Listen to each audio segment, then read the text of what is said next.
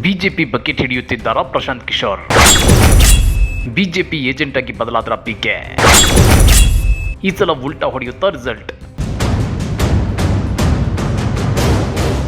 NDA ಈ ಸಲ ದೇಶದಲ್ಲಿ 400ಕ್ಕೂ ಹೆಚ್ಚು ಸೀಟುಗಳನ್ನು ಗೆಲ್ಲುತ್ತೆ ಅಂತೇಳಿ ಪ್ರಧಾನಿ ಮೋದಿ ಆದಿಯಾಗಿ ಬಿಜೆಪಿಯ ಸಾಕಷ್ಟು ನಾಯಕರು ಜಂಬ ಕೊಚ್ಕೊಂತಿದ್ದಾರೆ. ಆದರೆ ಕೆಲ ಚುನಾವಣಾ ಪೂರ್ವ ಸಮೀಕ್ಷೆಗಳು ಈ ಸಲ ದೇಶದಲ್ಲಿ ಅತಂತ್ರ ಲೋಕಸಭೆ ಸೃಷ್ಟಿಯಾಗುತ್ತೆ ಅಂತೇಳಿ ಭವಿಷ್ಯ ನುಡಿದಿವೆ. ಹೀಗಿದ್ರೂ ಚುನಾವಣಾ ತಂತ್ರಗಾರ ಪ್ರಶಾಂತ್ ಕಿಶೋರ್ ಈ ಸಲ ಬಿಜೆಪಿ 380 ಸೀಟುಗಳನ್ನು ಗೆಲ್ಲುತ್ತೆ ಅಂತೇಳಿ ಭವಿಷ್ಯ ನುಡಿಯುವ ಮೂಲಕ ಚುನಾವಣೆಯಲ್ಲಿ ಜನರ ಮೈಂಡ್ ಸೆಟ್ ಅನ್ನ ಬಿಜೆಪಿಯತ್ತ ತಿರುಗಿಸುವ ಪ್ರಯತ್ನ ಮಾಡಿದ್ರು. ಹಾಗಾದ್ರೆ ರಿಸಲ್ಟ್ ಬಂದ್ಮೇಲೆ ಪ್ರಶಾಂತ್ ಕಿಶೋರ್ ಭವಿಷ್ಯ ನಿಜವಾಗುತ್ತಾ ಇಲ್ಲ ಉಲ್ಟಾ ಹೊಡೆಯುತ್ತಾ? ಪ್ರಶಾಂತ್ ಕಿಶೋರ್ ಬಿಜೆಪಿ ಪರ ಪದೇ ಪದೇ ಬ್ಯಾಟಿಂಗ್ ಮಾಡ್ತಾ ಇರೋದಕ್ಕೆ ಗೊತ್ತಾ? ಅದನ್ನ ಡೀಟೇಲ್ ಆಗಿ ತೋರಿಸ್ತೀವಿ. ಆದ್ರೆ ಅದಕ್ಕಿಂತ ಮೊದಲು ನಮ್ಮ ಚಾನಲ್ ಅನ್ನು ಸಬ್ಸ್ಕ್ರೈಬ್ ಮಾಡ್ಕೊಳ್ಳಿ. ಹಾಗೇನೇ ಪಕ್ಕದಲ್ಲಿರೋ ಬೆಲ್ ಬಟನ್ ಅನ್ನು ಪ್ರೆಸ್ ಮಾಡಿ. ಚುನಾವಣಾ ತಂತ್ರಗಾರ ಪ್ರಶಾಂತ್ ಕಿಶೋರ್ ಅವರನ್ನ ಬಿಜೆಪಿ ಏಜೆಂಟ್ ಎಂದು ಆರ್ಜೆಡಿ ನಾಯಕ ಬಿಹಾರದ ಮಾಜಿ ಮುಖ್ಯಮಂತ್ರಿ ತೇಜಸ್ವಿ ಪ್ರಸಾದ್ ಯಾದವ್ ಕರೆದಿದ್ದಾರೆ. ಈ ಬಗ್ಗೆ ರಿಯಾಕ್ಟ್ ಮಾಡಿರೋ ತೇಜಸ್ವಿ ಪ್ರಸಾದ್ ಯಾದವ್, ಬಿಜೆಪಿ ಚುನಾವಣೆಯಲ್ಲಿ ಸೋಲುತ್ತದೆ. ಈಗ ಬಿಜೆಪಿ ಪರವಾಗಿ ವಾತಾವರಣ ಸೃಷ್ಟಿ ಮಾಡಲೆಂದು 3-4 ಸುತ್ತಿನ ಮತದಾನದ ನಂತರ ಚುನಾವಣಾ ತಂತ್ರಜ್ಞ ಪ್ರಶಾಂತ್ ಕಿಶೋರ್ ಅವರನ್ನ ಬಿಜೆಪಿ ಕರೆಸಿಕೊಂಡಿದೆ ಅಂತೇಳಿ ಆರೋಪಿಸಿದ್ದಾರೆ. ನನ್ನ ಚಿಕ್ಕಪ್ಪ ನಿತೀಶ್ ಕುಮಾರ್ ಕೂಡ ಅಮಿತ್ ಶಾ ಆದೇಶದ ಮೇರೆಗೆ ಪ್ರಶಾಂತ್ ಕಿಶೋರ್ ಅವರನ್ನ ಜೆಡಿಯುನ ರಾಷ್ಟ್ರೀಯ ಉಪಾಧ್ಯಕ್ಷರನ್ನಾಗಿ ನೇಮಕ ಮಾಡೋದಾಗಿ ಹೇಳಿದ್ರು. ಆದ್ರೆ ಈವರೆಗೂ ಅಮಿತ್ ಶಾ ಅಥವಾ ಪ್ರಶಾಂತ್ ಕಿಶೋರ್ ಈ ಆರೋಪವನ್ನ ಅಲ್ಲಗಳೆದಿಲ್ಲ. ಪ್ರಶಾಂತ್ ಕಿಶೋರ್ ಮೊದಲಿಂದಲೂ ಬಿಜೆಪಿಯಲ್ಲೇ ಇದ್ದಾರೆ.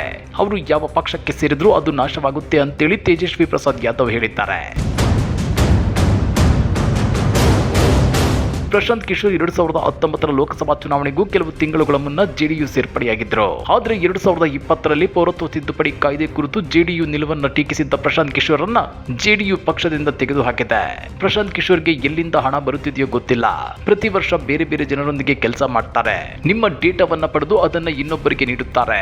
ಪ್ರಶಾಂತ್ ಕೇವಲ ಬಿಜೆಪಿ ಏಜೆಂಟ್ ಅಲ್ಲ, ಬಿಜೆಪಿ ಮನಸ್ಥಿತಿಯನ್ನು ಹೊಂದಿದ್ದಾರೆ. ಬಿಜೆಪಿ ಸಿದ್ಧಾಂತ ಅನುಸರಿಸುತ್ತಾರೆ. ಪ್ರಶಾಂತ್ರ ಈ ತಂತ್ರದ ಭಾಗವಾಗಿ ಬಿಜೆಪಿ ಅವರಿಗೆ ಹಣ ನೀಡುತ್ತಿದೆ ಅಂತಾನೂ ತೇಜಸ್ವಿ ಆರೋಪಿಸಿದ್ದಾರೆ.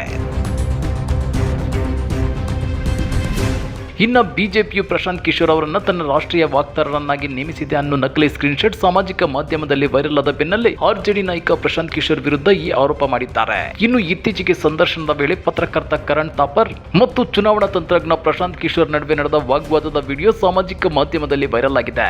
ಸಂದರ್ಶನದ ವೇಳೆ ಕರಣ್ ಪ್ರಶ್ನೆಗೆ ಉತ್ತರಿಸಲಾಗದೆ ತಬ್ಬಿಬ್ಬಾದ ಪ್ರಶಾಂತ್ ಕಿಶೋರ್ ಆಕ್ರೋಶ ವ್ಯಕ್ತಪಡಿಸಿದ್ದಾರೆ. ಕರಣ್ ಥಾಪರ್ ಅವರು ಪ್ರಶಾಂತ್ ಕಿಶೋರ್ ಅವರ ಬೆವರಿಸಿದ್ದಾರೆ ಅಂತೇಳಿ ನೆಟ್ಟಿಗರು ಹೇಳಿದ್ದಾರೆ. ಹಾಗಾದ್ರೆ ಇತ್ತೀಚಿನ ದಿನಗಳಲ್ಲಿ ಚುನಾವಣಾ ತಂತ್ರಜ್ಞ ಪ್ರಶಾಂತ್ ಕಿಶೋರ್ ಬಿಜೆಪಿಗೆ ಬಕೆಟ್ ಹಿಡಿಯುತ್ತಿದ್ದಾರಾ? ಬಿಜೆಪಿ ಪರ ಇವರ ಪ್ರಿಡಿಕ್ಷನ್ ಈ ಸಲದ ಲೋಕಸಭಾ ಚುನಾವಣೆಯಲ್ಲಿ ರಿಫ್ಲೆಕ್ಟ್ ಆಗುತ್ತಾ ಇಲ್ಲ ಉಲ್ಟಾ ಹೊಡೆಯುತ್ತಾ?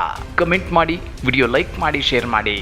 ಇಂಥ ಮತ್ತಷ್ಟು ರೋಚಕ ರಾಜಕೀಯ ಸುದ್ದಿಗಳನ್ನ ಮಿಸ್ ಮಾಡದೆ ನೋಡಬೇಕು ಅಂದ್ರೆ ನಮ್ಮ ಯೂಟ್ಯೂಬ್ ಚಾನಲ್ ಅನ್ನ ಸಬ್ಸ್ಕ್ರೈಬ್ ಮಾಡ್ಕೊಳ್ಳಿ.